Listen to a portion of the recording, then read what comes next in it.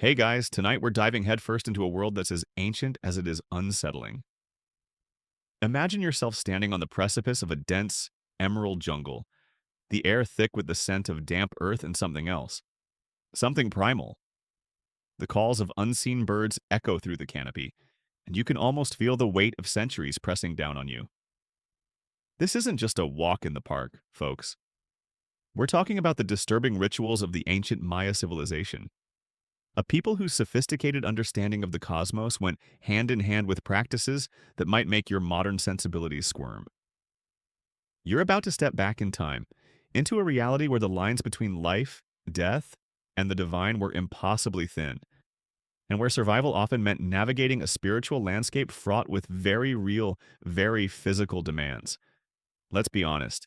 If you were actually there, you'd probably not last a week, maybe not even a day, before something utterly bizarre and likely painful happened to you. So, before you get comfortable, take a moment to like the video and subscribe, but only if you genuinely enjoy what I do here. Now, dim the lights, maybe turn on a fan for that soft background hum, and let's ease into tonight's journey together. You find yourself transported, not just through time, but through space, landing squarely in the heart of the ancient Maya lowlands. The sun, when it pierces the thick jungle canopy, feels oppressive, a heavy blanket of heat and humidity that clings to your skin. The air, despite the lush greenery, holds a peculiar stillness, an almost expectant quality. You can hear the distant murmur of life, the rustle of leaves, the chirp of insects, perhaps the faint call of a howler monkey, but beneath it all, there's an unsettling silence, a feeling that something ancient and powerful lurks just beyond your modern comprehension. This isn't the romanticized vision of mysterious ruins swallowed by the jungle. This is the living, breathing, and often brutal reality of a civilization deeply entwined with its environment and its gods. Your first impression as you navigate through what would have been a sprawling, vibrant city is the sheer scale of their ambition: towering pyramids, intricately carved stelae, and vast plazas rise from the jungle floor, testaments to a people who mastered their environment with an almost impossible ingenuity. You notice the precise alignment of buildings with celestial events, a silent testament to their advanced astronomical knowledge. They weren't just building structures, they were building calendars in stone, mapping the movements of planets and stars with an accuracy that still baffles modern scientists. This was a society deeply, intrinsically linked to the cycles of the cosmos, believing that every star, every planet, held sway over their daily lives, their harvests, and their very destinies. It's almost like they had their own cosmic weather channel, but instead of predicting rain, they were predicting the whims of terrifying deities.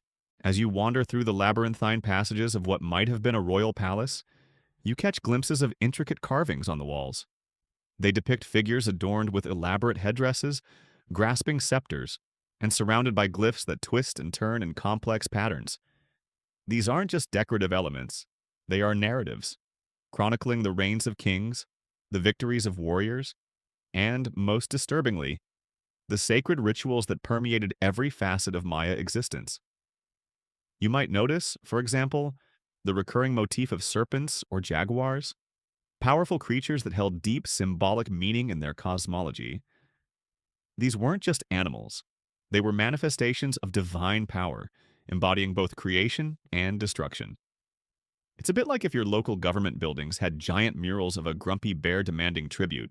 You realize quickly that the Maya lived in a world where the veil between the physical and spiritual realms was incredibly thin.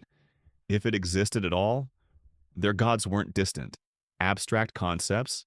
They were active participants in daily life, demanding reverence, propitiation, and often something far more unsettling: the very act of living, of planting maize, of raising a family, was intertwined with a complex web of religious obligations. You might see a farmer carefully placing an offering of corn gruel at a small shrine before planting his crops, a simple act of devotion that underscored a much deeper belief system.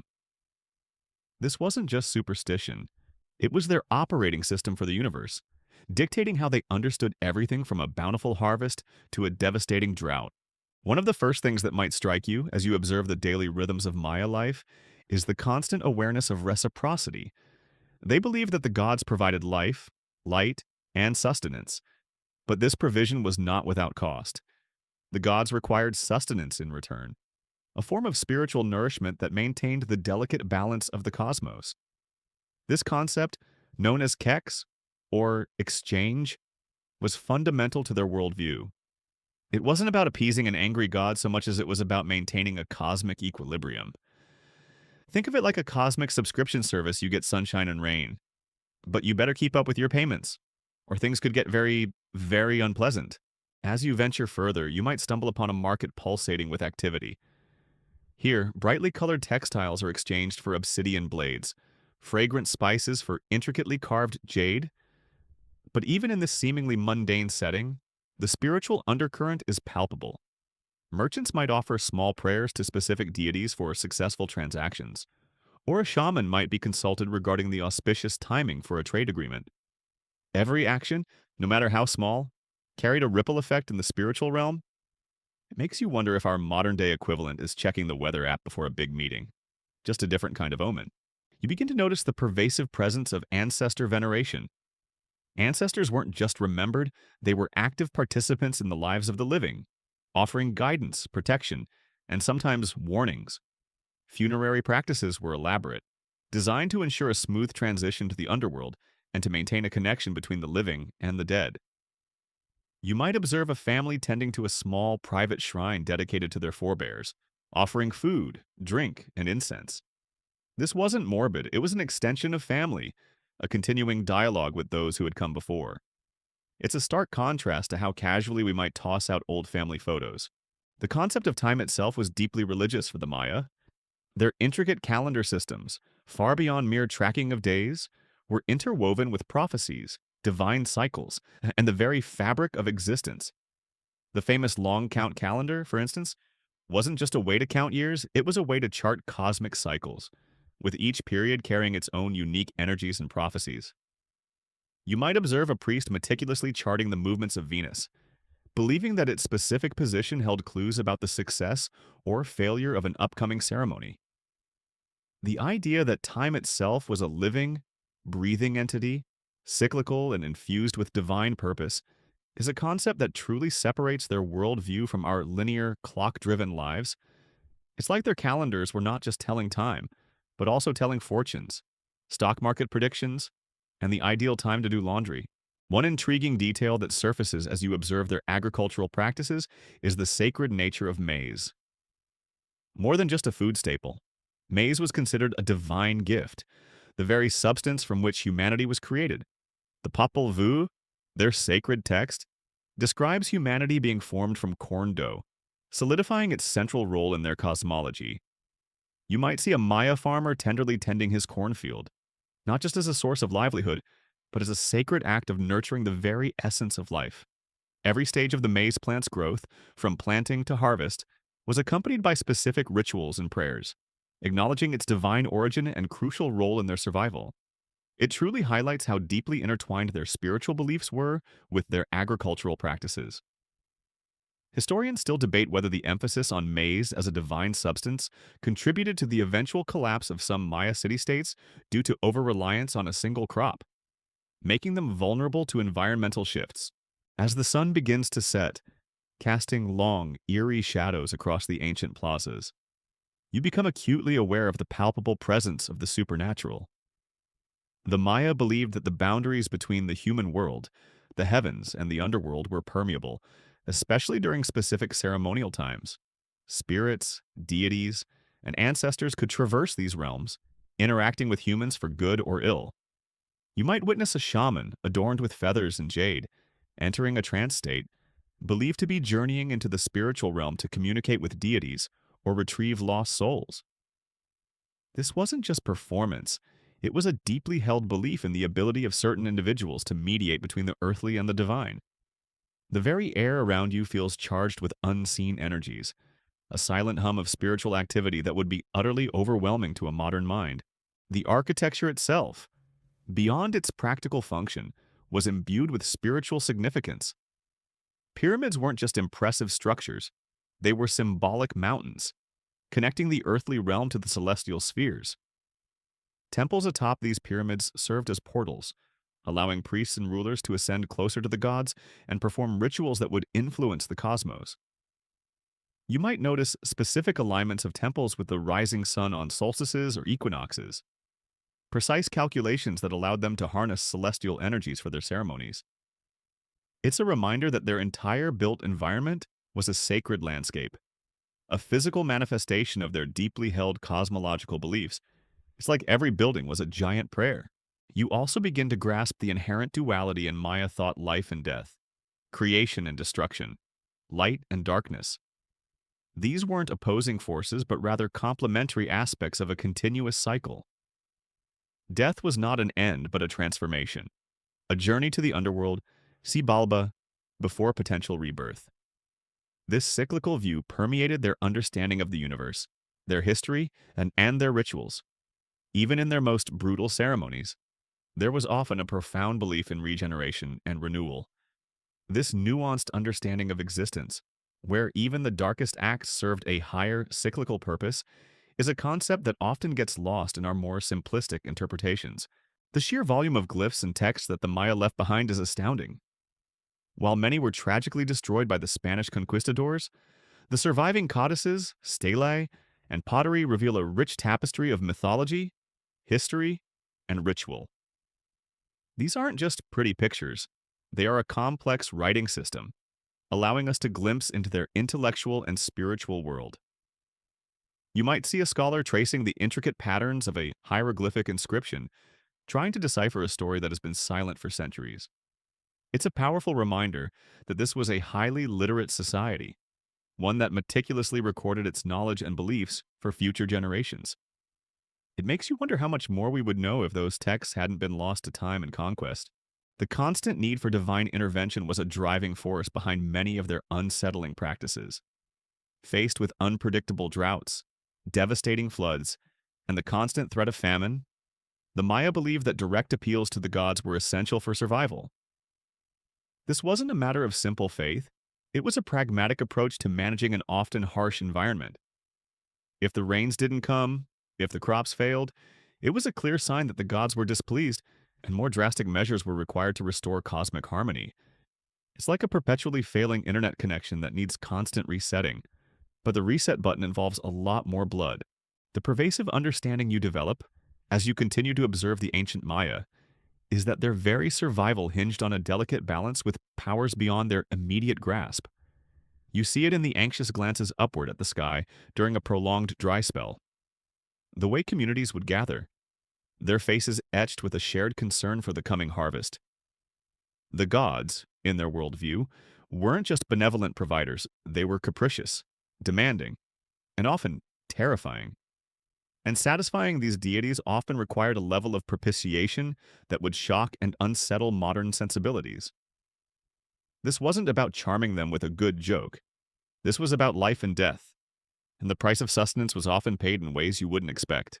Imagine for a moment you're accompanying a Maya farmer to his maize field, the very heart of their existence. You can feel the rich, dark soil beneath your bare feet, surprisingly cool despite the oppressive heat. He doesn't just plant the seeds, he speaks to them. He murmurs ancient prayers to the maize god, Yum Kayax, whose image you've seen carved into stone glyphs, depicted as a youthful figure with a corncob headdress. This isn't just agricultural practice, it's a profound act of faith. He understands that a successful harvest isn't solely dependent on his labor, but on the benevolence of the divine. He might even prick his earlobe with a sharp obsidian blade, allowing a few drops of his own blood to fall onto the earth, a tiny offering to ensure the fertility of the soil.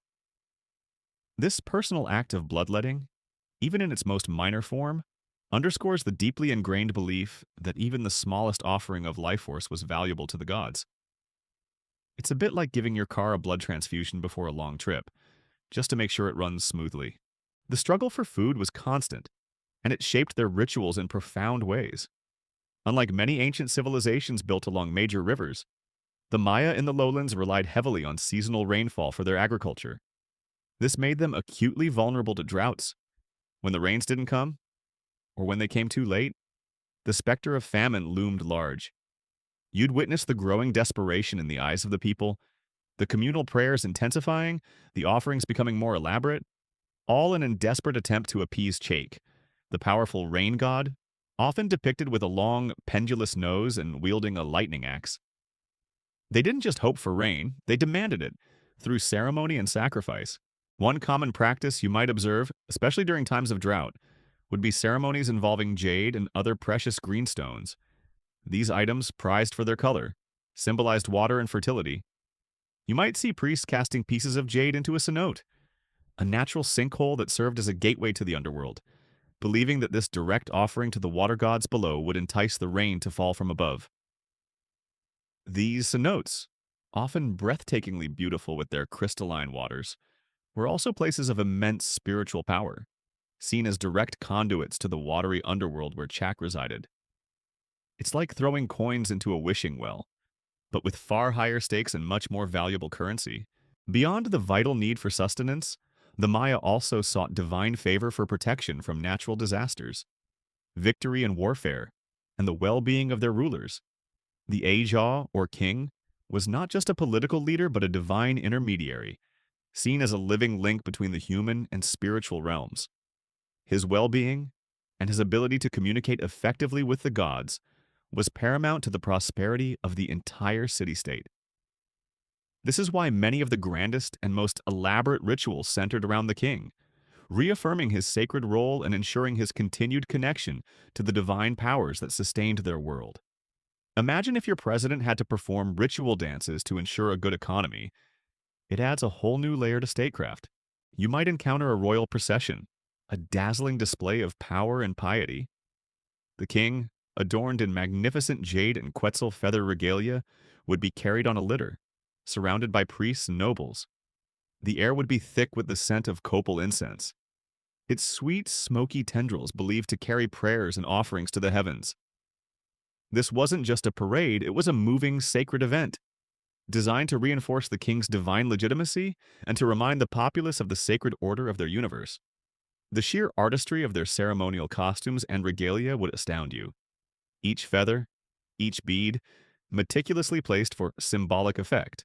A fascinating and somewhat terrifying aspect of their ceremonial life was the preparation for warfare. Before embarking on a military campaign, elaborate rituals were performed to seek divine blessing and ensure victory. You might witness warriors engaging in ritual fasting, purification ceremonies, and even self-sacrifice, all to invoke the aid of warrior deities like the jaguar god of the underworld. The belief was that the gods would fight alongside them, ensuring their triumph. This wasn't just about strategy and brute force, it was about spiritual alignment and cosmic support. Archaeologists still debate the exact balance between pragmatic military planning and divine intervention in Maya warfare. It makes you wonder how many battles were decided not by arrows and spears, but by whether the gods were having a good day. The construction of their monumental architecture itself was a deeply spiritual act. Each pyramid, each temple, was not just a building but a sacred mountain, a symbolic representation of the cosmic order. The act of quarrying massive stones, transporting them through the dense jungle, and meticulously carving them was an arduous undertaking, often requiring immense human labor. You might see hundreds of workers, sweat pouring from their bodies, toiling under the relentless sun, all driven by a shared belief in the sacred purpose of their work. They weren't just building, they were creating physical conduits to the divine, ensuring the continued flow of cosmic energy into their communities. It's like building a cathedral, but with far more sweating and far less concrete. Even the everyday act of storytelling and myth-making served a crucial role in reinforcing their cosmological beliefs and their profound connection to the divine. You might hear an elder recounting tales of creation, of the hero twins Hunahpu and Xbalanque and their adventures in the underworld. Stories that explained the origins of the sun, moon, and stars, and reinforced the cyclical nature of life and death. These weren't just bedtime stories, they were foundational narratives, shaping their understanding of the universe and their place within it. They provided a framework for understanding suffering, joy, and the constant interplay between human existence and divine will. Imagine learning the entire history of the universe through a series of epic poems you heard from your grandmother. The Mayas' profound understanding of astronomy and mathematics was not purely scientific. It was deeply intertwined with their religious practices. Their sophisticated calendar systems, including the 260-day Tzolk'in sacred calendar and the 365-day Hobbes civil calendar, were used not just to track time but to identify auspicious days for ceremonies, plantings, and even warfare. You might observe a priest meticulously consulting a bark paper codex, its pages covered in intricate glyphs, calculating the precise moment for a ritual based on the alignment of celestial bodies. They believed that by acting in harmony with these cosmic cycles, they could harness divine energies and ensure favorable outcomes for their endeavors. It's like having a cosmic GPS that tells you the best time to do literally anything. Their approach to illness and healing also reflected this deep connection to the spiritual realm. Disease was often seen as a spiritual imbalance, a punishment from the gods, or the result of malevolent spirits. Healers, often shamans or priests, would employ a combination of herbal remedies and elaborate ritualistic practices to diagnose and treat ailments. You might witness a healing ceremony where a shaman chants, burns incense, and perhaps performs a light bloodletting on the patient, all in an attempt to appease the offended deities or cleanse the body of negative energies. It's a holistic approach where the physical and spiritual were inextricably linked, and where a cough could be a sign of cosmic displeasure. The importance of lineage and ancestry in the Maya world cannot be overstated. Rulers often traced their lineage back to powerful deities, solidifying their divine right to rule. Funerary rituals were elaborate and meticulously performed, designed to ensure a smooth transition for the deceased into the underworld and to maintain their benevolent influence over the living. You might see a king's tomb, filled not just with grave goods but with symbolic offerings designed to aid his journey through Xibalba. The belief was that powerful ancestors could continue to intercede on behalf of their living descendants, providing guidance and protection from the spirit world. It puts a whole new spin on family reunions. Even the seemingly innocuous act of naming a child was imbued with spiritual significance. Children were often named after the day they were born according to the Tzolk'in calendar, believing that the characteristics of that specific day and its associated deities would influence the child's destiny. You might hear a parent lovingly refer to their child by a calendrical name, a constant reminder of their place within the cosmic order and their unique spiritual predispositions. It's like your birth certificate also came with a comprehensive astrological chart and a predicted career path, all predetermined by the universe. The resilience of the Maya, in the face of environmental challenges and internal conflicts, was a testament to the strength of their belief system.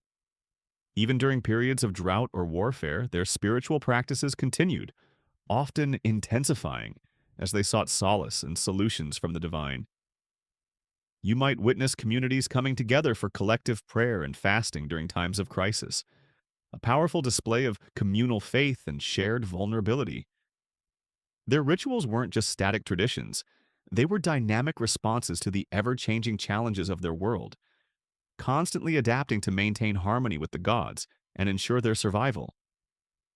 It's a reminder that faith in its purest form can be an incredible wellspring of strength. As you continue your journey through the ancient Maya world, you quickly learn that the concept of blood held an almost incomprehensible significance. It wasn't merely a biological fluid, it was the very essence of life, the most potent offering one could make to the gods. The air you breathe, thick with humidity, seems to carry the faint, metallic tang of ancient sacrifice, a constant, unsettling reminder of the brutal practices that underpinned their cosmology. This wasn't some abstract idea, it was a deeply personal and often agonizing act, performed by rulers and commoners alike, all in the desperate hope of maintaining cosmic balance. You might stumble upon a scene in the royal court, a tableau of intense spiritual devotion.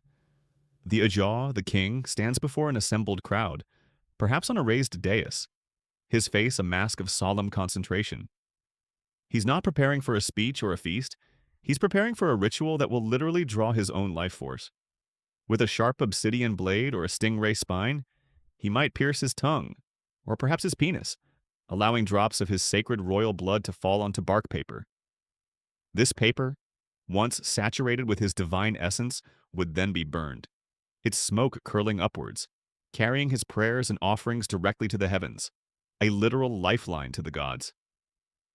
You can almost feel the collective intake of breath from the onlookers. a mixture of awe and perhaps a touch of sympathetic discomfort. It's a bit like giving a keynote speech, but instead of PowerPoint slides, you're showcasing your physical endurance and spiritual commitment in the most visceral way possible. This act of ritual bloodletting was called chob or cuxball, and it was paramount for rulers. The king's blood was considered especially potent because he was seen as a living manifestation of the maize god, a direct descendant of the deities. By sacrificing his own blood, he was essentially feeding the gods, invigorating the cosmos, and ensuring the continued prosperity of his kingdom. This wasn't a one-off event. These auto-sacrifices were often performed at significant calendrical intervals, during important ceremonies or before major undertakings like warfare or the dedication of new temples. Imagine having a job where part of your quarterly review involves a self-inflicted wound for spiritual purposes. It certainly adds a unique dimension to performance metrics. But it wasn't just the king. High-ranking nobles, and even some commoners participated in bloodletting, though typically on a smaller scale and with less potent tools. You might observe a family at a private shrine, perhaps pricking their fingertips or earlobes with thorns from a maguey plant, allowing a few drops of blood to fall onto a piece of cloth or into a bowl. This was their way of connecting with the divine, of offering a piece of themselves to maintain harmony with the spiritual world.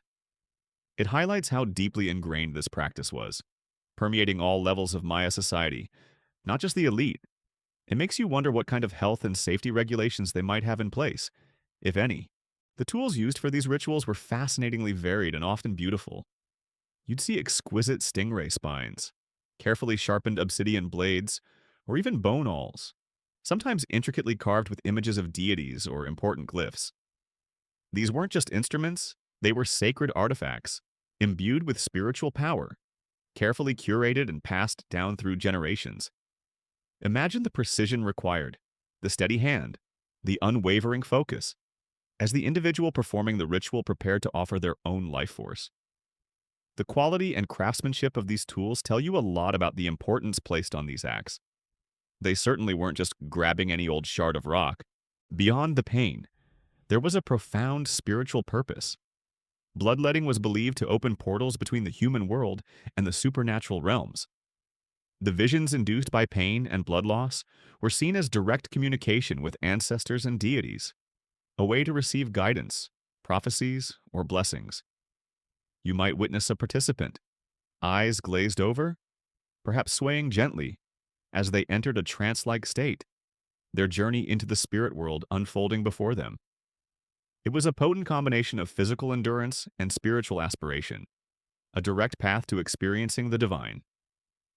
It's a rather extreme way to get in touch with your inner self, far more intense than any meditation app. One particularly striking image you might encounter on ancient stelae or murals is the depiction of serpent visions emerging from the blood. After a bloodletting ritual, particularly a royal one, the smoke from the burning bloodied paper was believed to transform into a towering, two-headed serpent, often with the head of a deity or an ancestor emerging from its jaws. This was seen as the physical manifestation of the vision, a tangible sign that the ritual had been successful and that communication with the divine had been established. This powerful imagery served to validate the king's authority and the efficacy of the ceremony in the eyes of the populace. Imagine seeing a giant, smoky snake with your great-great-grandfather's face emerging from it. That would certainly make an impression. The pain, while intense, was not seen as punishment, but as a necessary part of the offering, a demonstration of devotion and commitment. It was a means to purify, to connect, and to receive. This acceptance of suffering for a higher purpose is a recurring theme in many ancient cultures. But the Maya took it to a particularly visceral level. You wouldn't see expressions of agony, but rather stoic determination, a quiet resolve in the face of discomfort, knowing that the fate of their community, perhaps even the cosmos, depended on their unwavering sacrifice. It's a reminder that courage took many forms in the ancient world, far beyond just wielding a weapon in battle. Historians still debate the extent to which these public bloodletting rituals were genuinely embraced by the populace versus being a tool for political control by the ruling elite. While the religious conviction was undoubtedly strong, the public display of a ruler's self-sacrifice also served to solidify their divine authority and demonstrate their unique connection to the gods. thus reinforcing their power over the people. It's a classic chicken or egg scenario. Was it devotion that fueled the power, or power that leveraged devotion? You might also consider the ritual purification associated with these acts. Before and after bloodletting, participants would often undergo purification ceremonies, bathing in sacred waters or engaging in ritual fasting. This was to prepare the body and spirit for such a profound interaction with the divine and to cleanse themselves afterward. These acts of purification underscore the sacredness of the bloodletting itself, treating it not as a barbaric act, but as a deeply spiritual, almost medical procedure in their cosmological framework. It shows a clear understanding of the need for ritual hygiene, even if their understanding of germ theory was, well, non-existent. The symbolism of the tools used is also quite striking. The stingray spine, for instance, comes from a creature of the underworld, linking the ritual to the realm of death and rebirth. Obsidian blades, razor-sharp and derived from volcanic rock, carried the raw power of the earth. These choices were deliberate, enhancing the spiritual potency of the offering. It's like choosing a specific type of sacred incense for a prayer. But instead of scent, you're choosing the very material that will draw out life. The concept of feeding the gods with blood was crucial. Just as humans needed sustenance to live, so too did the deities.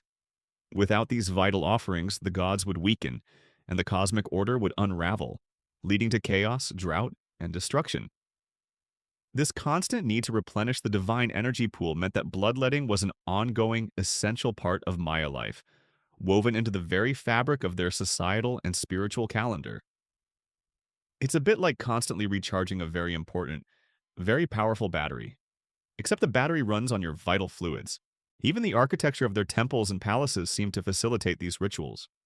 Elevated platforms, wide plazas, and strategic sightlines allowed large numbers of people to witness the public acts of bloodletting performed by their rulers.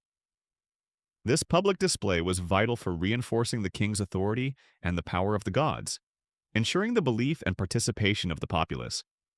It was performance art with cosmic stakes, designed to both awe and inspire reverence. The enduring mystery of how such a sophisticated civilization, with advanced mathematics, astronomy, and writing, could simultaneously embrace such visceral and seemingly brutal practices is a testament to the profound differences in worldview. They didn't see these acts as savage, they saw them as vital, necessary, and ultimately an expression of profound devotion and understanding of the universe. It serves as a powerful reminder that our modern lens can only glimpse a fraction of the complex motivations and beliefs that shaped ancient societies. Think about the sheer courage, or perhaps the profound conviction it must have taken to perform these acts on oneself, especially for a king in front of his entire populace. It wasn't just about showing strength, it was about embodying a sacred duty, accepting a burden that transcended personal comfort for the good of the entire realm. It truly puts a different perspective on leadership, where your physical and spiritual resilience were constantly on display. As you continue to immerse yourself in the world of the ancient Maya, a profound and unsettling truth begins to emerge about their relationship with the natural world, specifically with its hidden, subterranean passages. You find yourself drawn towards the cenotes, those breathtakingly beautiful, yet deeply mysterious, natural sinkholes that dot the Yucatan Peninsula. The water within them, shimmering with an ethereal turquoise glow, appears inviting. But beneath their pristine surface lies a chilling history of sacrifice and a direct connection to the watery underworld. Imagine standing at the edge of one of these magnificent cenotes. The air cooler here, tinged with the damp scent of limestone and ancient mystery. The sunlight filters down through the opening in the earth, illuminating the crystal clear water below, revealing stalactites and stalagmites that have formed over millennia. For the modern eye, it's a geological wonder, a paradise for divers. For the ancient Maya, however, a cenote was far more than just a source of fresh water. It was a sacred portal, a living gateway to Xibalba, the dreaded underworld, and a dwelling place for powerful deities, most notably Chek, the omnipresent and often unpredictable rain god. The Maya believed that these cenotes were places where the boundaries between their world and the spiritual realms were thinnest. They were seen as direct conduits to the watery depths where Chak resided, along with other formidable deities. When the rains failed, when the crops withered under the relentless sun. It was to these sacred wells that the Maya turned, desperate to appease Chak and plead for the life-giving waters. You might witness a procession of priests, their faces painted with ritualistic designs, approaching the cenote, their chants echoing eerily off the limestone walls, carrying offerings to the god who held their very survival in his hands. The offerings themselves varied, reflecting the profound desperation and reverence with which they were made. You'd see precious jade, intricately carved and polished, its green hues symbolizing water and fertility, cast into the depths, finely crafted pottery, some still containing traces of food or incense, would also be found. And then there was the ultimate offering. You might observe the solemn, terrifying moment when, driven by extreme drought or a plea for cosmic balance, a human life was offered to the watery abyss. This wasn't a casual act, it was a last resort. A profound sacrifice made with the belief that only the most precious offering could satiate the gods and restore harmony. The sacred cenote at Chichen Itza, often referred to as the Well of Sacrifice, is perhaps the most famous example. Imagine looking down into its gaping maw, knowing that countless precious artifacts, and indeed human lives, were cast into its depths over centuries. Divers exploring these cenotes in modern times have unearthed a wealth of archaeological treasures. Gold bells, intricately carved wooden figurines, rubber effigies, and, most chillingly, human remains, men, women, and children. The presence of young children in particular suggests a profound level of desperation, or perhaps a belief in the purity of their innocence as a powerful offering. The process of preparing a human sacrifice for a cenote offering would have been meticulously ritualized.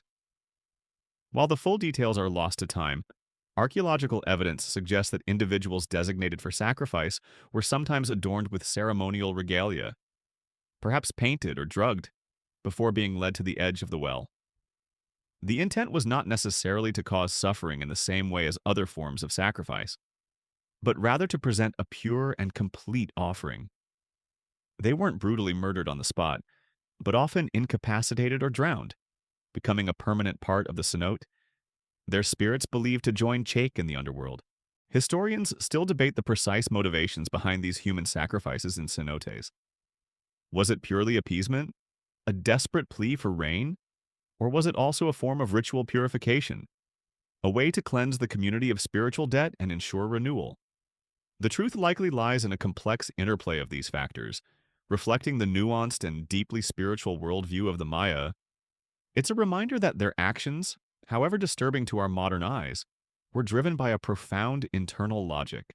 The offerings in the cenotes weren't just about propitiation, they were also seen as a form of communication with the underworld.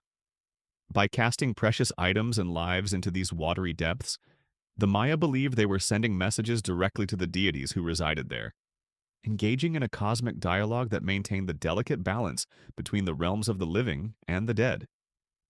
It's like sending a very expensive, very personal message in a bottle, hoping it reaches the right divine address. Beyond the major ceremonial cenotes, countless smaller ones existed throughout the Maya lowlands, each holding its own local significance.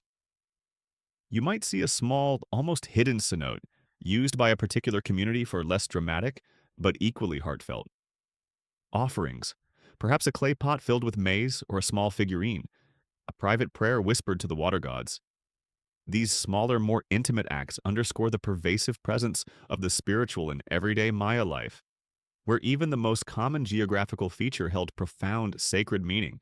The very geography of the Yucatan Peninsula, with its porous limestone bedrock and dependence on these natural sinkholes for water, inextricably linked the Maya to these subterranean worlds. Without cenotes, large-scale settlements would have been impossible. This environmental reality deeply influenced their cosmology, elevating the water gods and the underworld to a position of paramount importance in their religious practices. It's a stark reminder of how much environment shapes belief. You might also consider the reverence for caves in Maya cosmology, often seen as extensions of the cenotes, leading deeper into the earth and the underworld. These caves, dark and mysterious, were sites of pilgrimage, where rituals were performed and offerings left for cave deities and ancestors. The exploration of these subterranean realms was often seen as a dangerous but necessary spiritual journey, a symbolic descent into the primordial darkness from which all life emerged. It makes spelunking seem less like a hobby and more like a sacred quest. The artifacts recovered from cenotes offer a fascinating glimpse into Maya material culture and their spiritual priorities.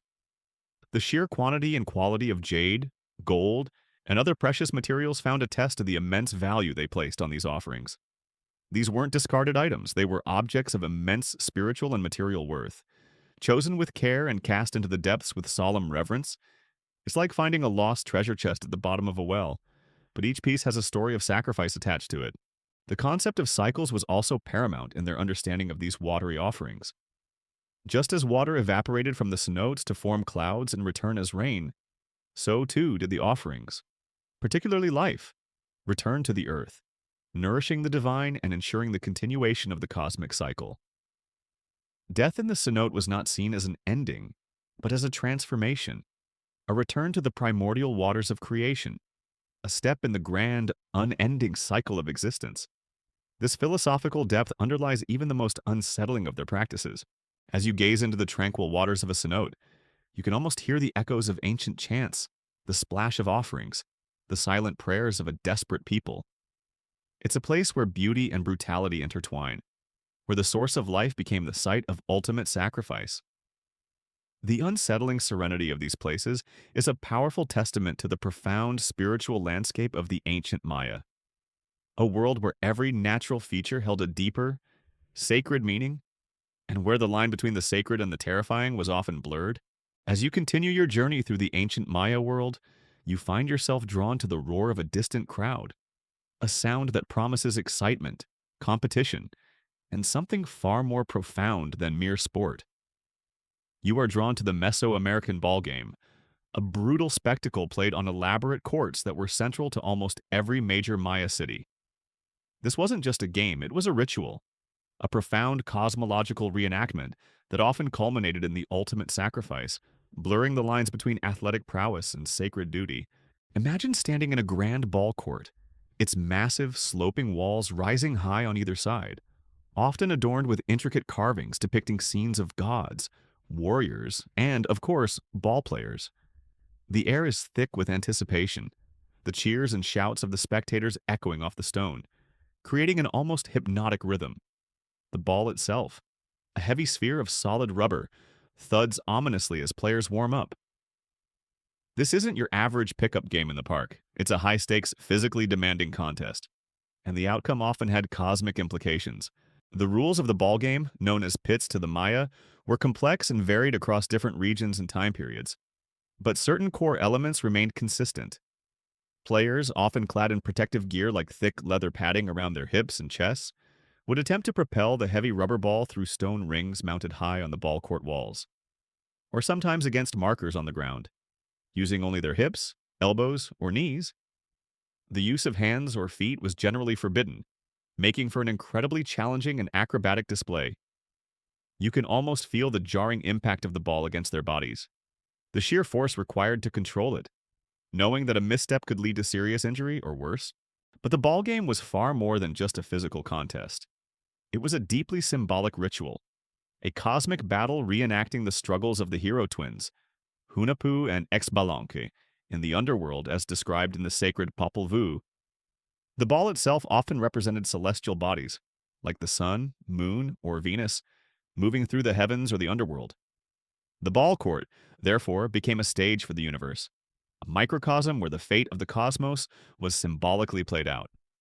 Imagine watching a sporting event where every pass, every goal, literally dictated whether the sun would rise tomorrow. The stakes were incredibly high. While not every ball game ended in human sacrifice, particularly local or friendly matches, the major ceremonial games, especially those between rival cities or involving high-ranking captives, carried the gravest consequences. The losing team, or sometimes even the winning team's captain, could face the ultimate penalty. You might see carvings depicting a triumphant player holding the severed head of his opponent, or a scene where a defeated player is about to be decapitated on the ball court itself. It's a sobering thought that the thrill of victory could be directly linked to the horror of defeat. The sound of the ball thudding against the stone walls, the grunts of the players, the roar of the crowd, all would contribute to an atmosphere of intense energy and profound spiritual significance. The ball game was a communal experience, drawing in people from all walks of life, from the lowliest commoner to the most powerful Ajaw. It served as a powerful unifying force, reinforcing shared cultural values and beliefs, and reminding everyone of the constant struggle between order and chaos, light and darkness, that defined their universe. One particularly fascinating and unsettling detail is the archaeological evidence suggesting that the rubber balls used in these games sometimes contained human remains, perhaps ashes or even small bone fragments, further imbuing the game with spiritual potency and a literal connection to the underworld. Imagine trying to maneuver a heavy rubber ball that contains the remnants of an ancestor or a past sacrifice. It adds a whole new layer to the psychological pressure of the game. It's like playing with a weighted bowling ball that also happens to be haunted. The ritual aspects of the ball game extended beyond the playing itself. Before a major game, players would undergo rigorous purification ceremonies, fasting, and prayers to ensure they were ritually clean and prepared for their sacred task. After the game, particularly if a sacrifice occurred, further rituals would be performed to honor the fallen and to integrate the powerful energies released during the game back into the cosmic order. It wasn't just a game with a bloody ending. It was a meticulously choreographed spiritual drama from start to finish. The architecture of the ball courts varied significantly, from simple earth clearings to the magnificent, eye-shaped stone structures seen at sites like Chichen Itza and Copan. These grand courts often featured elaborate decorations, carved panels depicting players, deities, and mythological scenes, all reinforcing the sacred nature of the game. The precise acoustics of some ball courts suggest that sound played an important role in the rituals, perhaps amplifying the thud of the ball or the chants of the spectators, creating an immersive, almost hypnotic experience. Historians still debate the exact rules of the ball game, especially regarding how points were scored and precisely how a winner was determined. Given the varying court designs and the symbolic nature of the game, it's likely that regional variations existed, and the scoring might have been more complex than simply passing the ball through a ring. Some scholars suggest that the game might have been less about winning a score and more about completing specific ritual movements or reaching a certain state of cosmic alignment. It's a bit like trying to figure out the rules of an ancient board game with half the pieces missing. The ball game also served as a critical arena for political display and diplomacy. Kings would challenge rival rulers to ball games, and the outcome could determine the fate of cities, leading to alliances, conquests, or the taking of high-ranking captives. You might witness a game between two powerful city-states, the tension palpable, knowing that the stakes extend far beyond the players on the court. It was a sophisticated blend of sport, religion, and geopolitics, all rolled into one physically demanding package. For the participants, the players, the ball game was a path to glory, but also a path fraught with extreme danger. To be chosen to play in a ceremonial game was a tremendous honor, but also a terrifying responsibility. Their physical prowess was directly linked to their spiritual efficacy, and their performance on the court could literally influence the fate of their entire community. Imagine training your whole life for a single game, knowing that if you lose, it might be your last. The sound of music would have filled the air during these events. Drums, conga shell trumpets, and flutes, creating a powerful, rhythmic accompaniment to the action on the court. These sounds weren't just for entertainment. They were part of the ritual, helping to set the mood, to invoke the deities, and to guide the players through their sacred performance. The atmosphere would have been electric, a fusion of athletic competition, religious fervor, and communal excitement. Even the symbolism of the ball itself is rich with meaning. The heavy rubber ball bouncing unpredictably was seen as representing the sun, its erratic movements mimicking the journey of celestial bodies through the heavens and the underworld. The act of hitting the ball through the ring was a symbolic act of ushering the sun through its nightly passage, ensuring its return the next day. It highlights the profound connection the Maya saw between their earthly actions and the grand cosmic cycles. The brutality of the game also served a purpose beyond mere entertainment. The physical exertion, the potential for injury, and the ultimate threat of sacrifice were all part of the ritual, demonstrating the player's strength, endurance, and willingness to suffer for the gods. It was a testament to their devotion, a performance of piety that was both awe-inspiring and terrifying. It's like a combination of professional wrestling, extreme sports, and a very intense religious service. As the sun begins to set over the ancient ball court, casting long shadows across the stone rings, you are left with a powerful impression of a people who intertwined every aspect of their lives with the spiritual. The Mesoamerican ballgame was not just a sport, it was a sacred drama, a cosmic dance, where life and death were intimately linked, and where the thrill of victory was often punctuated by the chilling reality of ultimate sacrifice. It truly puts a new spin on game day. As you delve deeper into the intricate tapestry of ancient Maya life, the whispers of their belief system become louder, more insistent, especially concerning the ultimate offering human sacrifice. This isn't a comfortable topic, and it's certainly one of the most disturbing aspects of their civilization from a modern perspective. Yet, to understand the Maya, you must grapple with the chilling reality that human life, under certain dire circumstances, was considered the most precious gift one could offer to the gods.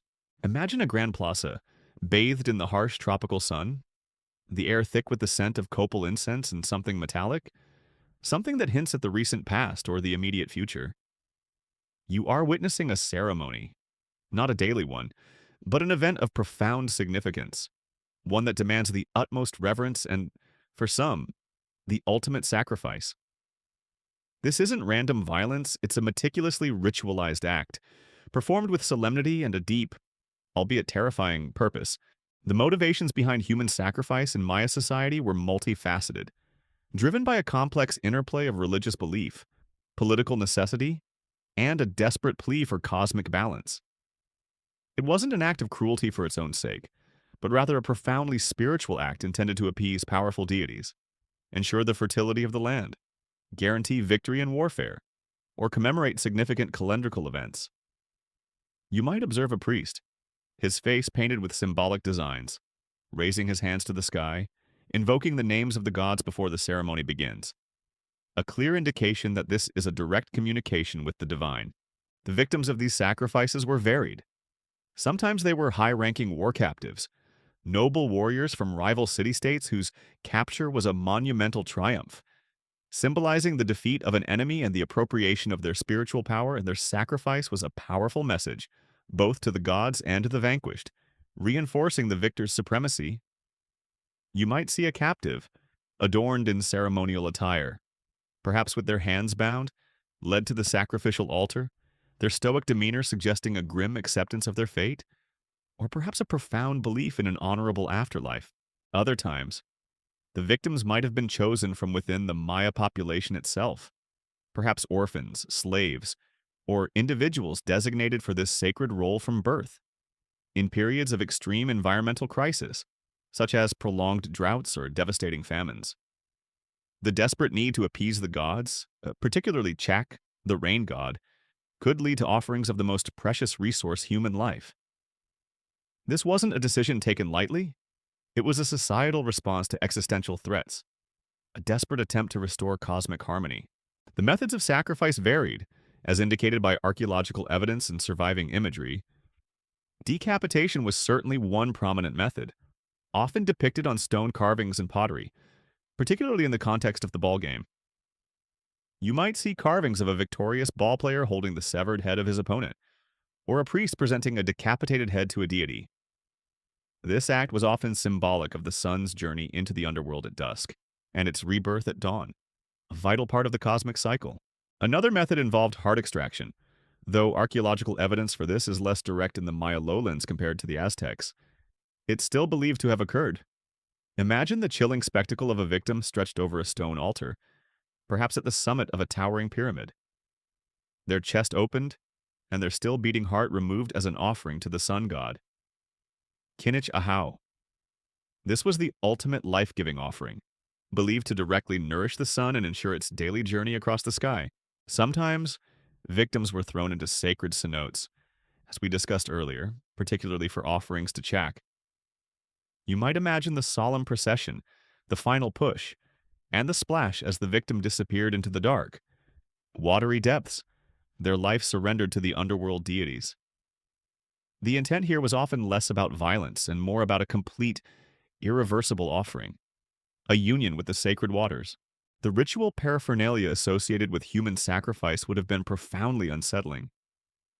Flint knives, sharpened obsidian blades, ornate sacrificial altars, and receptacles for collecting blood or hearts.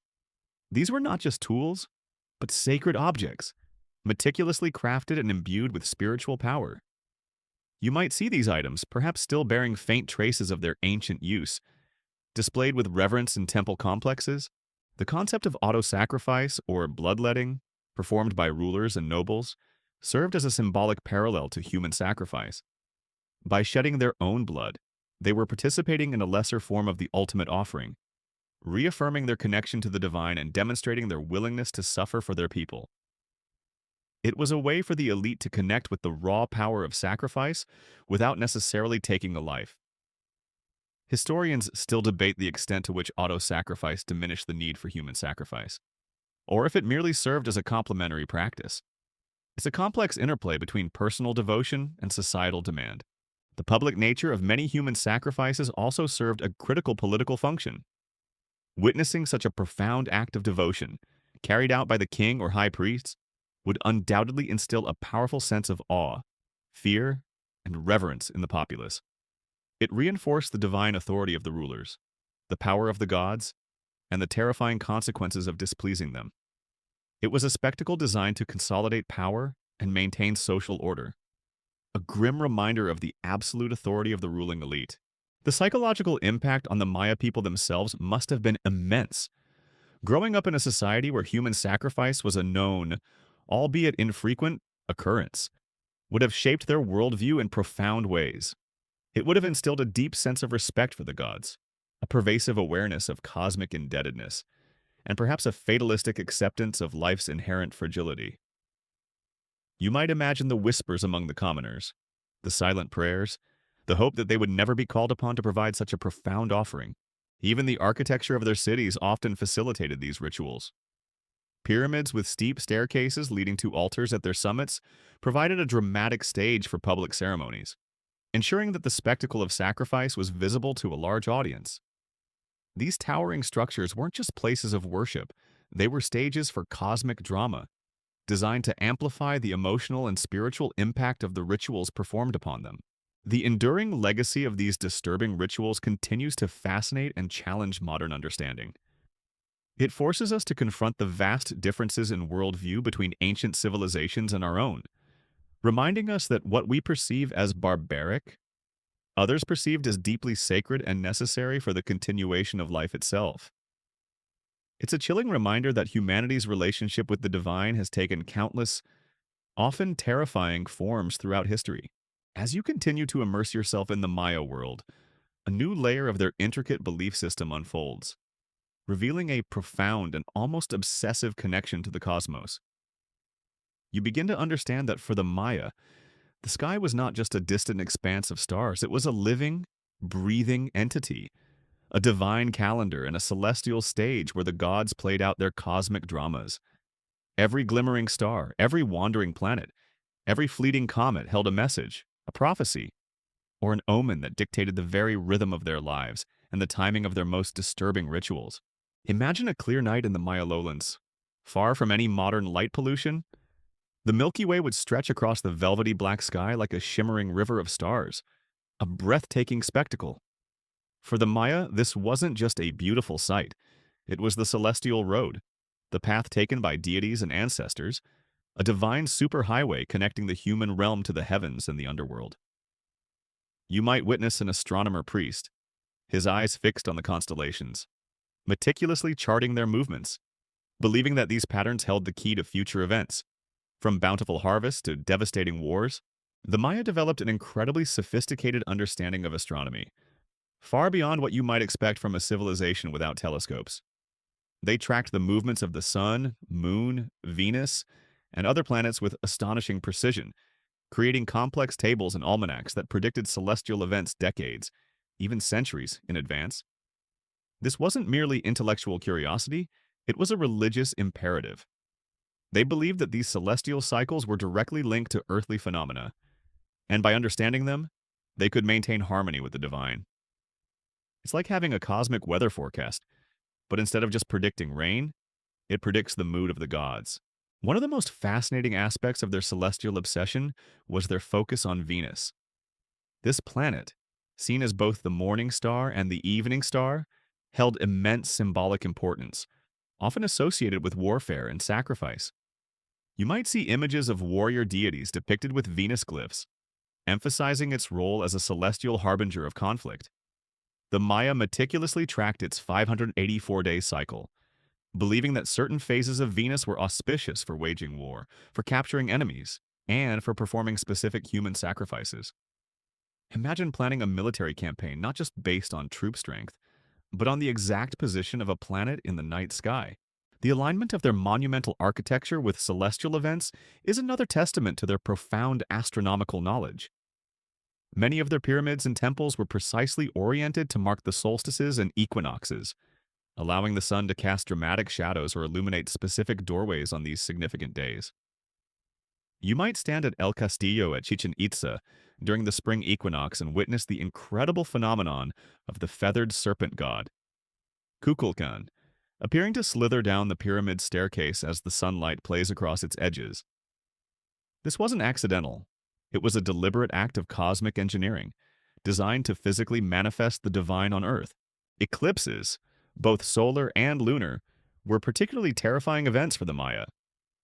They were seen as ominous portents, disruptions in the cosmic order that required immediate and often drastic ritual intervention. The Dresden Codex, one of the few surviving Maya books, contains detailed eclipse tables, suggesting that priests could predict these events with accuracy.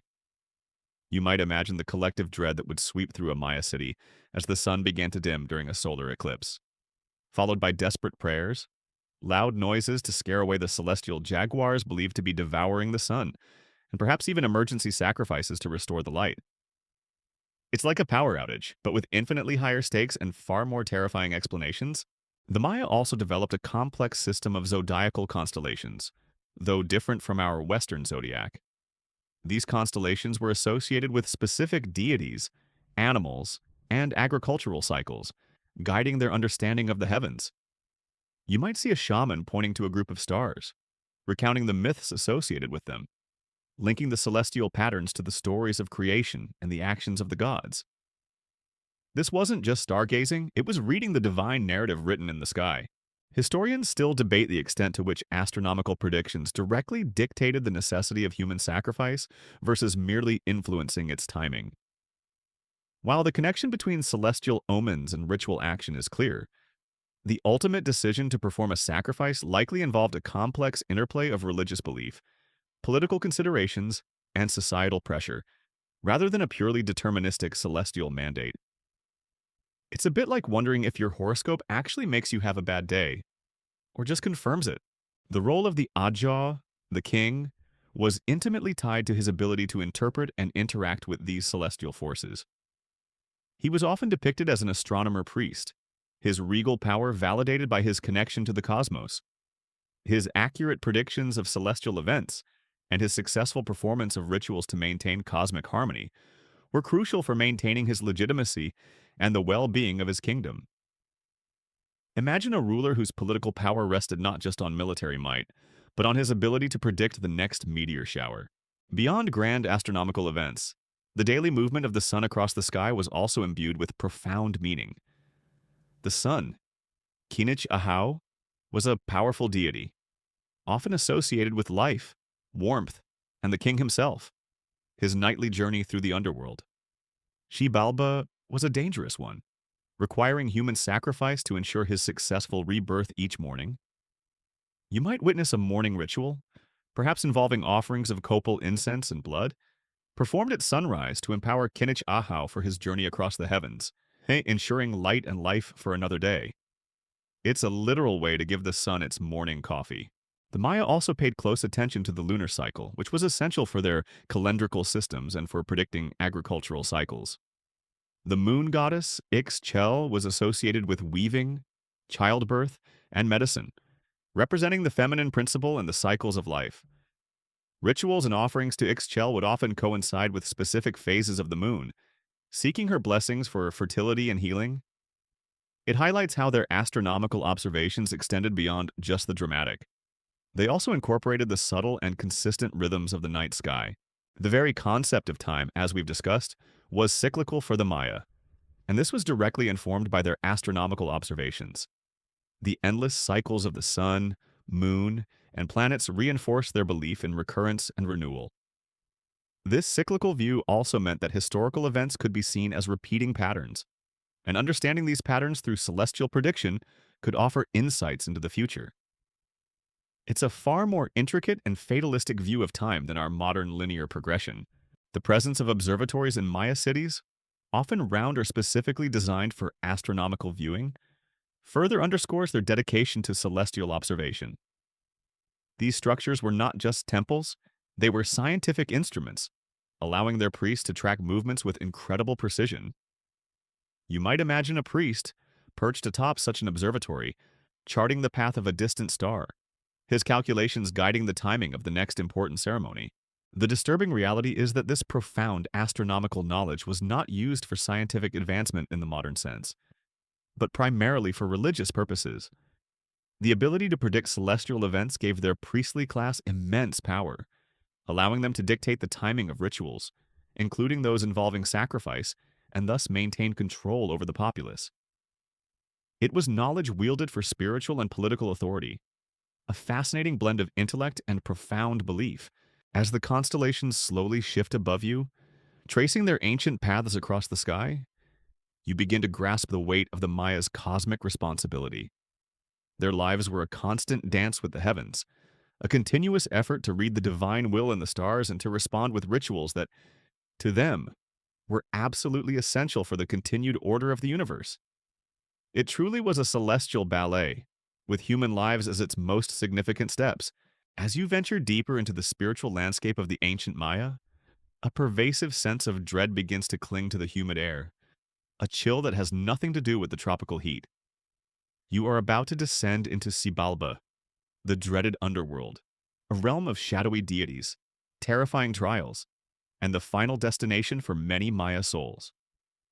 This isn't a metaphorical journey. For the Maya, Xibalba was a very real place, accessible through caves and cenotes, and its influence permeated every aspect of their lives, coloring their rituals with a pervasive awareness of death and rebirth. Imagine yourself standing at the entrance to a vast, dark cave, the air growing noticeably cooler, heavier, as you step away from the sunlight. The sounds of the jungle fade, replaced by the drip of water, the scuttle of unseen creatures, and the profound silence of the deep earth. For the Maya, caves were sacred and dangerous places, literal mouths of the earth leading into Xibalba. You might see offerings left at the entrance, pottery shards, remnants of copal incense, perhaps even small figurines placed there to appease the guardians of the underworld before venturing within. It's like entering a very exclusive, very terrifying VIP club, where the bouncers are ancient spirits. The Popol Vuh, the sacred text of the Quiché Maya, provides the most detailed account of Xibalba, describing it as a series of 9 terrifying levels, each ruled by specific, often malevolent, deities. It was a place of darkness, disease, and suffering, a stark contrast to the vibrant world above. You might hear elders recounting tales of the hero twins, Hunahpu and Xbalanque, and their epic journey through Xibalba, tricking its lords and ultimately bringing light to the world. These stories weren't just myths, they were guides, maps for the soul, preparing individuals for their own inevitable descent. The lords of Xibalba were truly a pantheon of nightmares. Figures like One Death and Seven Death were the principal rulers, embodying the very concept of mortality. Then there were the lesser lords, each presiding over a specific form of suffering: lords of scabs, lords of pus, lords of blood, lords of jagged knives, lords of crushing bones. Imagine walking through a landscape where every corner held a distinct and horrifying torment. This wasn't a hell of fire and brimstone, it was a realm of disease, decay, and slow, agonizing despair. For the Maya, death was not an end, but a transition, a journey into Xibalba. The ultimate fate of a soul in the underworld depended on a complex array of factors: how they died, their status in life, and the rituals performed by their living relatives, kings and noble warriors. Especially those who died in battle or sacrifice were often believed to have a more direct or auspicious passage, perhaps even transforming into celestial bodies or guiding spirits. Commoners, on the other hand, faced a more perilous journey. navigating the treacherous paths and trials of Xibalba. Funerary practices were elaborate, designed to aid the deceased on their journey through the underworld. You might witness a burial ceremony where the body is carefully interred with grave goods, pottery, jade beads, food, and drink, all intended to serve as provisions or offerings for the arduous path ahead. Sometimes, even beloved pets, like dogs, were sacrificed and buried with their owners, believed to guide them through the darkness. It's like preparing for a very long, very unsettling road trip, ensuring you have all the necessary supplies for an otherworldly adventure. The architectural features of Maya cities often mirrored the structure of the cosmos, with pyramids representing mountains reaching into the heavens, and crypts or tunnels representing the descent into Xibalba. You might enter a tomb chamber, deep beneath a grand pyramid, feeling the weight of the earth above you, a palpable sense of being in the liminal space between worlds. These tombs were not just resting places, they were literal gateways, connecting the spirit of the deceased ruler directly to the underworld from which they could continue to exert influence. One unusual and somewhat unsettling detail is the archaeological discovery of psychoducts in some Maya burial chambers, small, often winding passages or tubes leading from the tomb to the surface. Historians still debate the precise function of these psychoducts. Were they intended to allow the spirit of the deceased to ascend to the heavens, to allow communication between the living and the dead, or perhaps to allow offerings to be made directly to the entombed ruler regardless? They underscore the Maya belief in a continuous interaction between the realms. It's like having a spiritual intercom system in your deceased relative's resting place. The Maya believed that the lords of Xibalba were constantly trying to trick and trap those who entered their domain. The stories of the hero twins are filled with instances where they outwit the lords of Xibalba through cunning and intelligence, teaching humanity how to navigate the dangers of the underworld.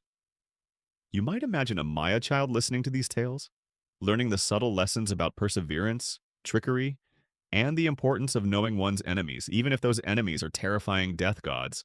The very concept of disease and decay was intrinsically linked to Xibalba. Many of the lords of Xibalba were associated with specific illnesses, representing the idea that sickness was a manifestation of otherworldly malevolence. When a person fell ill, it was often believed that their soul had been partially captured or afflicted by a denizen of the underworld, requiring shamanistic rituals to retrieve or heal it. It's like your common cold being a direct attack from a demonic overlord.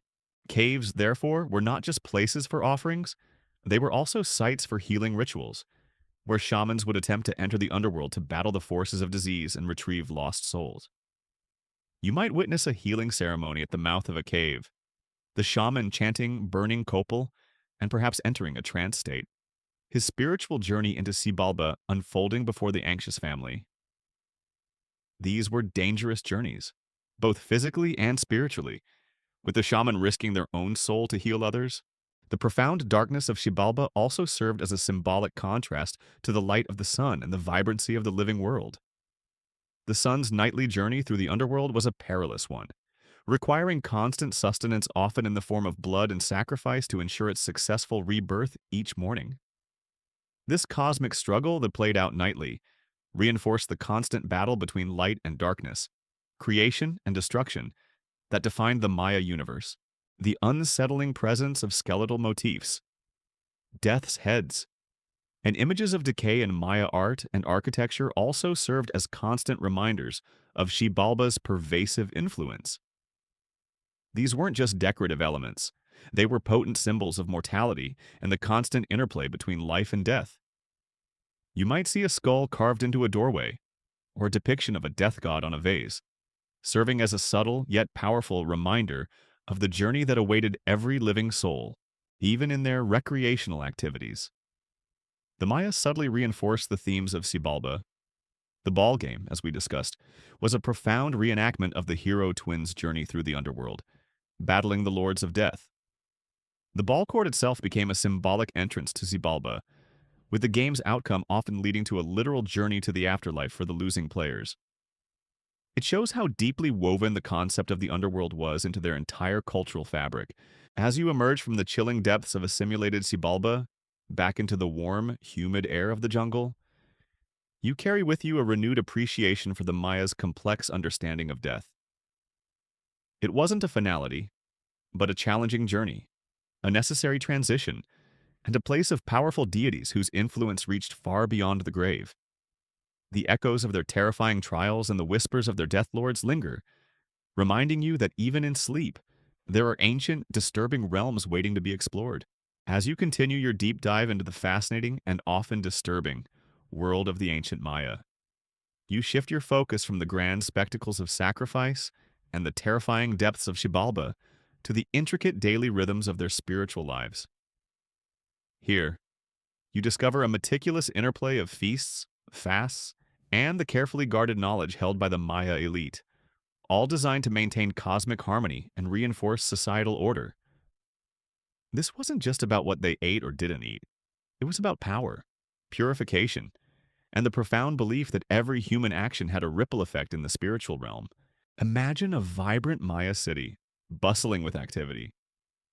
You might observe a preparatory phase for a major ceremony, where a strict period of fasting would be observed by the participants, particularly the priests and the ruling elite. This wasn't about weight loss, it was about spiritual purification, a way to cleanse the body and mind, making them more receptive to divine communication. They might abstain from certain foods, like meat or salt, or even from sexual activity, all to achieve a heightened state of spiritual purity. You can almost feel the collective hunger, the sense of anticipation that would build during these periods of self-denial. It's a bit like a pre-game diet, but instead of preparing for a physical contest, you're preparing for a direct audience with the gods. Following these periods of austere fasting would come the lavish feasts. These weren't mere banquets, they were communal celebrations, often marking the culmination of a successful ritual or a significant calendrical event. You might smell the rich aroma of maize tortillas, succulent turkey, and complex chocolate beverages, a sensory explosion after days of deprivation. These feasts were crucial for reaffirming social bonds, for displaying the generosity of the rulers, and for celebrating the renewed favor of the gods. Imagine the joy, the relief, the communal sense of well-being that would accompany such an abundant meal after a period of intense spiritual effort. These feasts also served as a crucial avenue for the distribution of prestige goods by the ruling elite. You might see beautifully crafted pottery, intricately woven textiles, or precious jade ornaments being distributed among the nobles and important guests, reinforcing social hierarchies and cementing alliances. This wasn't just gift-giving. It was a visible manifestation of the ruler's power and divine connection, demonstrating their ability to acquire and redistribute wealth and thus maintain prosperity for their people. It's like a corporate gala, but where the swag bags contained sacred artifacts, central to these rituals was the burning of copal incense, its sweet, pungent smoke a constant presence in the spiritual life of the Maya. You might see censers, intricately carved and often depicting deities, releasing plumes of smoke that ascended to the heavens, carrying prayers, offerings, and messages to the divine.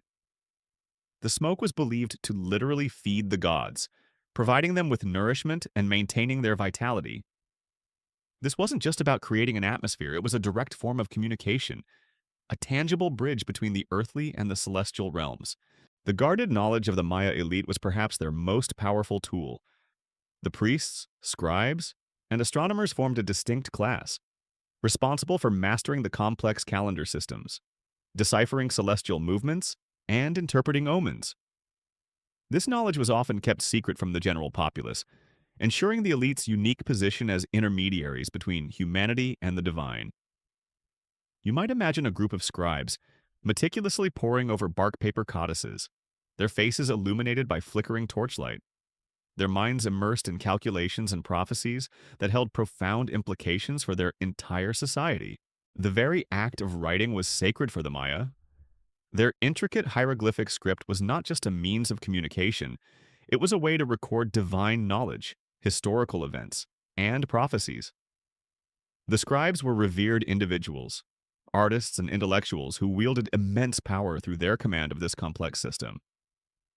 You might see a scribe carefully carving glyphs onto a stone monument, knowing that his work would immortalize the deeds of kings and communicate with future generations, both human and divine. One particularly intriguing and less-known detail is the use of ritual enemas during some feasts and ceremonies.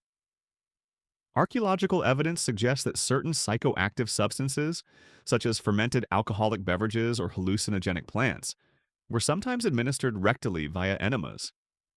This method was believed to induce quicker and more profound altered states of consciousness, allowing participants to achieve a deeper spiritual connection and commune directly with deities or ancestors. This isn't just about getting tipsy, it's about a deliberate, intense pursuit of altered perception for spiritual communion. Historians still debate the frequency and specific substances used in these ritual enemas, as direct evidence is often limited and interpretations vary. It definitely puts a wild spin on getting in touch with your spiritual side. The Maya also practiced ritual purification through bathing, often in natural pools or specially constructed sweat baths, known as pibnal. These acts were not just for physical cleanliness but for spiritual cleansing, preparing the body and mind for sacred interactions or for recovery after intense ceremonies. You might observe individuals emerging from a sweat bath, their skin gleaming, their minds clear, ready to re-engage with the rhythms of daily life. But with a renewed sense of spiritual purity, the meticulous timing of all these rituals, the fasts, the feasts, the offerings, was dictated by their complex calendar systems. The 260-day Tzolk'in and the 365-day Hab, combined in the 52-year calendar round, and the monumental long count, which charted vast cosmic cycles, provided the framework for every ceremonial action. You might see a priest consulting a calendrical almanac, a visual map of auspicious and inauspicious days, determining the precise moment for a harvest celebration, a bloodletting ritual, or a human sacrifice. Their lives were utterly governed by these intricate cosmic clocks.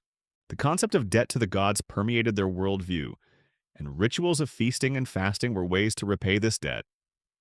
If the gods provided rain, sustenance, and life, humanity owed them reverence and offerings in return. The cyclical nature of their beliefs meant that this debt was never fully paid, only continuously managed through ritual actions, ensuring the ongoing flow of cosmic energy and divine favor. It's a bit like having a spiritual credit card with a perpetually accruing balance. Even the architecture of their palaces and ceremonial centers reflected the elite's control over this guarded knowledge and the staging of these rituals. Grand plazas provided public spaces for communal feasts and displays of power, while hidden chambers and secluded shrines offered private spaces for the most sacred and secret ceremonies, accessible only to the initiated. This duality of public spectacle and private devotion highlights the layered nature of Maya religious practice. The use of hallucinogenic plants was also an important part of some rituals, allowing shamans and priests to enter trance states and commune with the divine.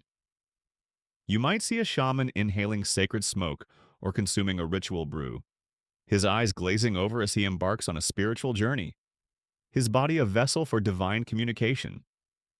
These substances were not used for recreation. They were powerful tools for spiritual exploration, carefully controlled and administered by the initiated.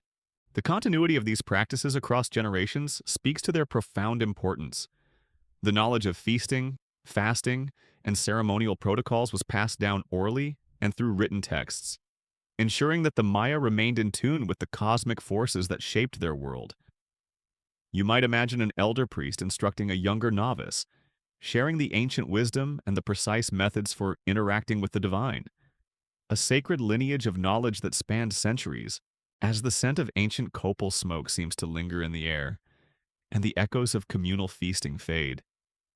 You are left with a powerful impression of a society whose spiritual life was intricately woven into its very fabric. The careful balance of feasts and fasts, the profound respect for guarded knowledge, and the pervasive sense of cosmic responsibility defined the ancient Maya, revealing a world both deeply spiritual and, from our modern vantage point, exquisitely disturbing. As your journey through the ancient Maya world draws to a close, you find yourself looking back at the towering pyramids, the intricately carved stelae, and the mysterious cenotes, filled with a profound sense of wonder and a lingering chill. You've witnessed the disturbing rituals, the profound devotion, and the complex worldview that defined this remarkable civilization. Now, as the last rays of the setting sun cast long shadows across the jungle, it's time to reflect on the echoes of a vanished world. the enduring mysteries that still perplex historians, and the powerful, sometimes terrifying, spiritual legacy that the Maya left behind. Imagine standing on a silent, overgrown plaza, the sounds of modern life fading into the distance. The once bustling city is now a whisper of wind through ancient stones, a testament to time's relentless march. Yet, even in its quietude, you can almost hear the echoes of ancient chants, the thud of the ballgame, the solemn murmurs of priests, and the chilling silence that followed a human sacrifice. The Maya didn't simply disappear, their descendants still live in the region, speaking Maya languages and maintaining some traditions, but the grand unified civilization that built these monumental cities faded, leaving behind questions that continue to puzzle scholars. One of the most persistent and intriguing mysteries surrounding the Maya is the so-called Maya collapse, the relatively rapid decline and abandonment of many major lowland cities in the southern Maya lowlands around the 9th century CE.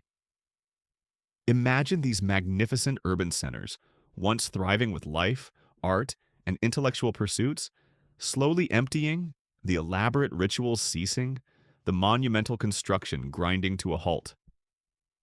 You might wonder, what could have caused such a profound societal shift? Was it a single catastrophic event, or a slow, insidious decline? Historians still fiercely debate the primary causes of the Maya collapse. Was it prolonged drought and environmental degradation, pushing agricultural systems beyond their breaking point? You can almost feel the parched earth, the desperation of a people whose very survival was tied to unpredictable rainfall, leading to intensified offerings, even human sacrifice, in a futile attempt to appease the rain god. Chak. The strain on resources, coupled with a growing population, could have tipped the delicate balance. Or was it internecine warfare between rival city-states? A relentless cycle of conflict that drained resources, disrupted trade, and destabilized political structures. You might recall the images of triumphant kings holding the severed heads of their rivals, or the elaborate rituals preceding battle. The constant struggle for power and territory, fueled by the capture of sacrificial victims, could have led to a system that ultimately consumed itself. It's like a perpetual low-grade civil war that eventually exhausts everyone. Perhaps it was a combination of these factors. A perfect storm of environmental stress, political instability, and internal strife, all exacerbated by a rigid societal structure and a belief system that demanded ever-increasing sacrifices. The intricate web of their cosmos, which had once provided order and meaning, might have buckled under the weight of unrelenting challenges, leaving the people disillusioned and fragmented, even with the collapse of the classic Maya cities. Their incredible intellectual achievements resonate through time. Their sophisticated writing system, their profound understanding of mathematics, including the concept of zero, long before its widespread adoption in the Old World, and their astonishing astronomical precision continue to inspire awe. You might imagine a solitary scholar centuries later, poring over the few surviving Maya codices, marveling at the depth of their knowledge, wishing more had survived the ravages of time and conquest. The artistic legacy of the Maya is equally powerful. Their intricate stelae, vibrant murals, exquisite pottery, and magnificent jade carvings tell stories of kings and queens, gods and heroes, rituals and everyday life. These aren't just pretty objects. They are windows into a worldview that was both alien and profoundly human. You can almost feel the hands of the ancient artisans, shaping the stone, painting the colors, pouring their devotion and skill into every piece. The resilience of Maya culture, despite conquest and collapse, is also a testament to its enduring strength. While the great cities were abandoned, Maya people and their traditions persisted. Modern Maya communities continue to thrive in Mesoamerica, speaking their ancestral languages, practicing adapted forms of their ancient beliefs, and maintaining a connection to their rich heritage. You might encounter a modern Maya elder, their eyes holding the wisdom of generations, quietly recounting ancient stories that have been passed down through time, connecting the present to that vanished world. The very concept of the sacred landscape remains potent. The cenotes, the mountains, the caves, these natural features, once sites of disturbing rituals, continue to hold spiritual significance for contemporary Maya people, albeit in different ways. You might sense the enduring energy of these places, a silent hum of ancient prayers and offerings, a reminder that the land itself holds memory. The enduring power of their complex and sometimes horrifying spiritual world is perhaps the most lasting echo. The Maya worldview, with its emphasis on cycles of creation and destruction, its profound connection between humanity and the divine, and its acceptance of blood and sacrifice as necessary offerings, challenges our modern perceptions of civilization. It forces us to confront the uncomfortable truth that what we deem brutal was, to them, sacred and essential for the cosmic balance. Think about the sheer dedication required to maintain such an intricate and demanding religious system. The constant need for rituals, the meticulous calendrical calculations, the willingness to offer precious resources, even life itself. It speaks to an unwavering belief system that permeated every facet of their existence.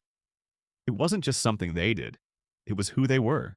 As you step away from these ancient ruins, the sun now fully set, and the jungle symphony beginning its nocturnal performance, you carry with you the profound understanding that the ancient Maya were not merely a people of stone and mystery.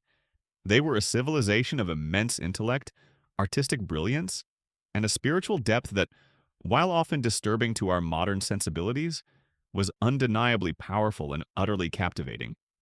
Their echoes remain, a testament to a world where the line between the sacred and the terrifying was intimately blurred, and where history sleeps, waiting to be explored.